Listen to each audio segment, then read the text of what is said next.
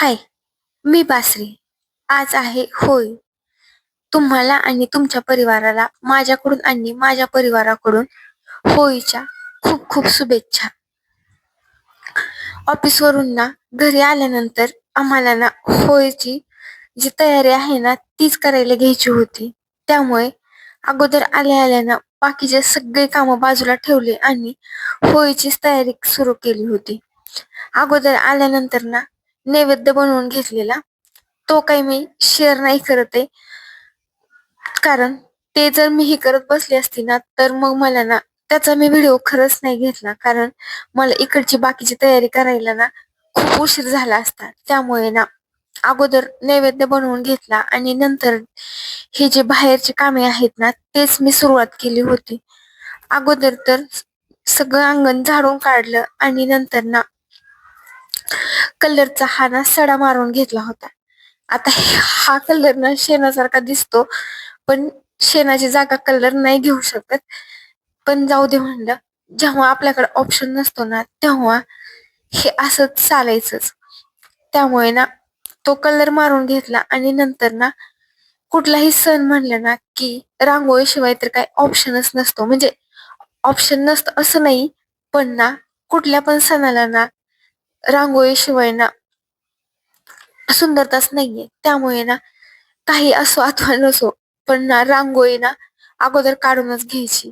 कारण जर दारापुढे ना रांगोळी असेल ना तर खूपच छान वाटतं आणि खरंच तेव्हा असं वाटतं की रांगोळी काढली ना की आत्ता कुठं जाऊन ना सुरुवात झालेली आहे सणाला किंवा आपल्या आनंदालाही ना रांगोळीमुळे सुरुवात होते असं मला वाटतं. कारण अंगण जेवढं छान असेल ना तेवढंच आनंद होतो आणि तेवढंच छानही वाटतं.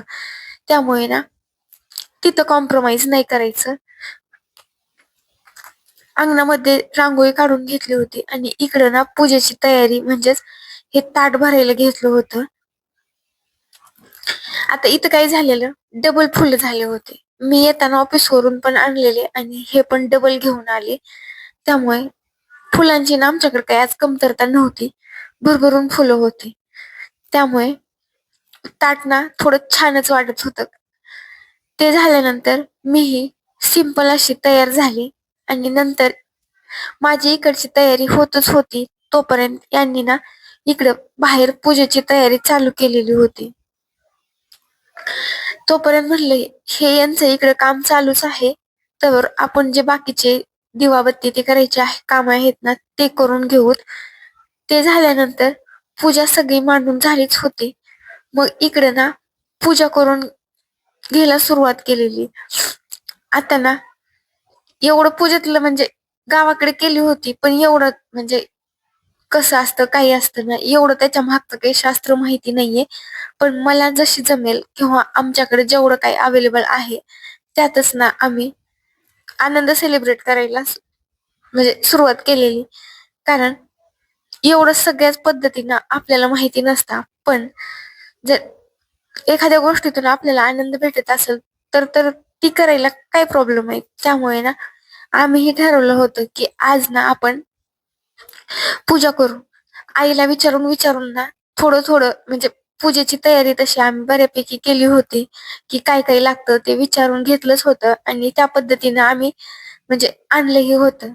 हे झाल्यानंतर ना पूजा झालीच होती. इकडे यांचं ना गावाकडे ना लहान लेकरं लय बोंबलता, पण नाही इथले हे जे आहेत ना हे ना थोडं लाजत होते. त्यामुळे म्हणलं की जाऊ दे जसं आहे ना तसं. पूजा झाली आणि नंतर जेवण करून घेतलं. तर ब्लॉग कसा वाटला ते नक्की सांगा.